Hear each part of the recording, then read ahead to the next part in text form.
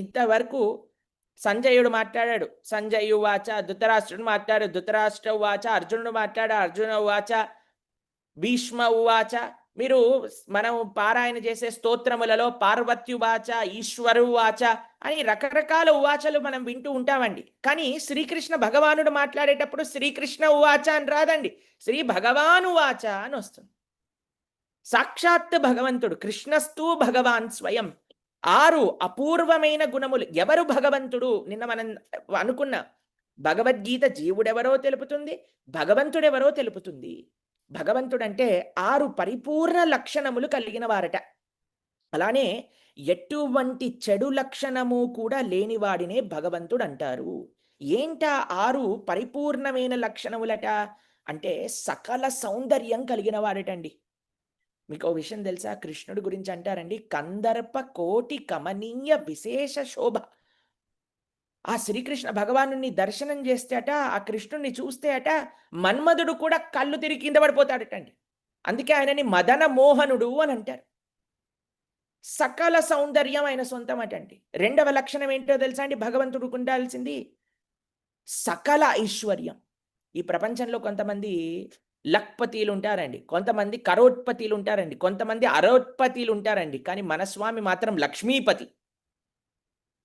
ఆయన దగ్గర మొత్తం లక్ష్మీదేవియే ఆయన సొంతం. సకల ఐశ్వర్యం ఆయన దగ్గర ఉందట. సకల బలం ఉంటుందట అండి. సర్వస్వము బలం అంటూ ఎక్కడుంటుంది అంటే భగవంతుడి దగ్గర ఉంటుందట. అది 3వ గుణం. మీరు చూడండి, ఈ ప్రపంచంలో ఉండేవారు బాడీ బిల్డింగ్ చేస్తుంటారండి, ఇలా డంబుల్స్ లేపుతూ ఉంటారు, ఇలా ఇలా ఫోటోలు పెడుతూ ఉంటారు ఇన్స్టాగ్రామ్లలో వాటిలలో. కానీ మీరు చూడండి, భగవంతుడు ఏమెత్తాడు తెలుసా అండి? ఎడమ చేతి చితికను వేలిపైన గోవర్ధన పర్వతాన్ని ఎత్తాడండి భగవంతుడు. అంత శక్తి కలిగిన వాడు భగవంతుడు. ఏమనుకున్నాం? సకల సౌందర్యం కలిగిన వాడు, సకల ఐశ్వర్యం కలిగిన వాడు, సకల బలం కలిగిన వాడు, సకలమైన ఫేమ్ వైభవం కలిగిన వాడటండి భగవంతుడు. మీరు చూడండి, భగవంతుణ్ణి ఉత్తమ శ్లోక వార్తయ్య అంటారు. ప్రపంచంలో ఉండే అన్ని మంచి శ్లోకములతో, అన్ని మంచి పదములతో భగవంతుణ్ణే కీర్తిస్తూ ఉంటారట. మీరు చూడండి, స్వామికి సంబంధించి ఎన్ని సహస్రనామాలు, ఎన్ని అష్టోత్తరాలు, ఎన్ని గ్రంథములు, ఎన్ని పురాణాలు, ఎన్ని శాస్త్రములు మాట్లాడుతూ ఉన్నాయి, అయినా సరే సరిపోవట్లేదటండి. అంత వైభవం కలిగిన వాడండి భగవంతుడు. దాని తర్వాత సకల విద్యాపారంగతుడు భగవంతుడు. మీరు చూడండి, కురుక్షేత్ర యుద్ధం మధ్యలో అర్జునుడు ఒక చిన్న ప్రశ్న అడిగేసరికి మొత్తము కావాల్సిన జీవుడు తరింప జ్ఞానాన్ని మొత్తం కూడా భగవంతుడు చెప్పేశాడండి.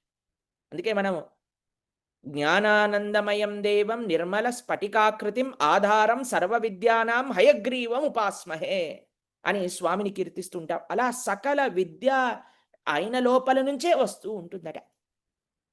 ఈ 5 చాలా గొప్ప గుణాలండి. ఈ 5 ఎవరికి ఉంటుందో చాలా గర్వం ఉంటుందండి. చాలా అందంగా ఉన్నారనుకోండి, చాలా గర్వం ఉంటుంది. చాలా చదువుకున్నారనుకోండి, చాలా గర్వం ఉంటుంది. చాలా ఐశ్వర్యం ఉన్నామనుకోండి, ఇంకా గాల్లోనే నడుస్తుంటారు, భూమిపైనకి కూడా దిగరనమాట. కానీ మీరు చూడండి, భగవంతుడికి సకల వైరాగ్యం ఉన్నదటండి. నిన్న చూసాం మనం, పార్థ సారథిగా భగవంతుడు అర్జునుడి యొక్క రథసారథ్యాన్ని చేస్తున్నాడండి.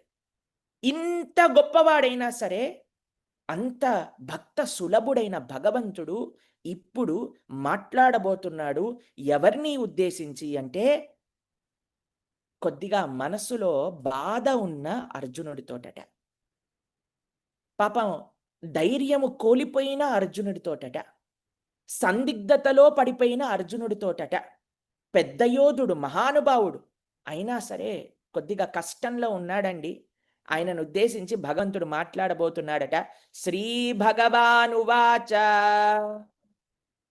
కుతస్త్వా కష్మళమిదం విషమే సముపస్థితం అనార్యజుష్టం అస్వర్గం అకీర్తికరమర్జున. ఇక్కడ ఏమంటున్నారంటే, శ్రీకృష్ణ భగవానుడు అర్జునుడితో మాట్లాడుతూ ఏమంటున్నారంటే, ఓ అర్జున, విషమే సముపస్థితం, ఇంత విపత్కర పరిస్థితి వచ్చింది, నీకు ఈ పిరికితనం ఎక్కడి నుంచి వచ్చింది అర్జున అని అంటున్నాడండి. మీరు చూడండి, సాక్షాత్తుగా భగవంతుడు ఎలా అయినా మాట్లాడచ్చండి, కానీ ఎంత జాగ్రత్తగా మాట్లాడాడు. కృష్ణుడు అర్జునుడిని చూసి, ఎందుకంటే కౌన్సెలింగ్ చేస్తున్నాడు కదండీ! ధైర్యాన్ని నింపాలి కదండీ! భగవంతుడు ఎలా మాట్లాడుతున్నాడు చూడండి. "ఏయ్! పిరికివాడా" అని అనొచ్చండి. కానీ అలా అనలేదండి. ఏమన్నాడు తెలుసా? "అయ్యో! ఈ కల్మషం ఎక్కడి నుంచొచ్చింది అర్జున నీకు?" ఎంత జాగ్రత్తగా మాట్లాడారు చూడండి. ఇప్పుడు మనమండి ఎవరితోటైనా మాట్లాడినప్పుడు, ఎవరితోటైనా ఏదైనా చెప్పినప్పుడు, అది వారిని ఆ పని చేసే విధంగా, ప్రేరణ చేసే విధంగా ఉండాలి. అంతేకాని ఇంకా బాధలో ఉన్నవాడు బాధల్లో కూరుకుపోకూడదనమాట మనం మాట్లాడాక.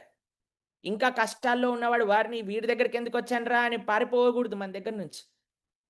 అర్జునుడికి ఎంత బాగా చెప్తున్నాడు చూడండి. మీకొక చిన్న ఎక్సర్‌సైజ్ చెప్తాను. అందరూ చిన్న విషయం చేయండి నా ఎనకాల.